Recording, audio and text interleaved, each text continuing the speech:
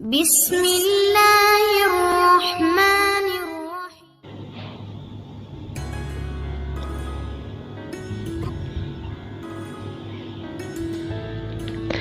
انسان بیماری کے ڈر سے کھانا تو چھوڑ دیتا ہے مگر اللہ کے ڈر سے گناہ نہیں چھوڑتا۔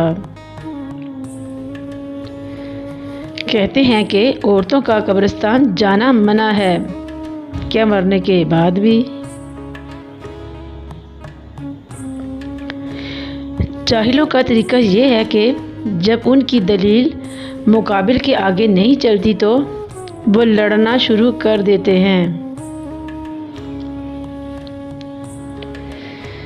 اگر توکل سیکھنا ہے تو پرندوں سے سیکھو کہ جب وہ شام کو گھر واپس جاتے ہیں تو ان کے منہ میں کل کے لیے کوئی بھی دانہ نہیں ہوتا۔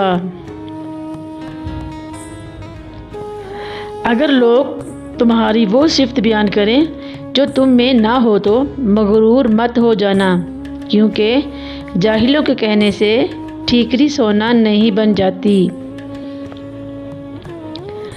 جو غلطی نہیں کرتا وہ فرشتہ ہے، جو غلطی کر کے ڈٹ جائے وہ شیطان ہے، اور جو غلطی کر کے معافی مانگ لے وہی تو انسان ہے۔ مال یا جان کا جانا نقصان نہیں ہے، مال یا جان کا جانا نقصان نہیں ہے، اصل نقصان کسی کی نظروں سے گر جانا ہے۔ دنیا کی خدمت اللہ کی رضا کے لیے کر، کیونکہ دنیا سے تجھے کچھ بھی نہیں ملے گا۔ اگر آپ اپنے حالات سے خوش نہیں ہیں تو حالات بدلیں، جگہ بدلیں، عمل بدلیں، سوچ بدلیں۔ آپ کوئی درخت تو نہیں ہیں جو اپنی جگہ سے ہل ہی نہیں سکتا۔ دو چہرے انسان کو کبھی نہیں بھولتے، ایک مشکل میں ساتھ دینے والا اور دوسرا مشکل میں ساتھ چھوڑنے والا۔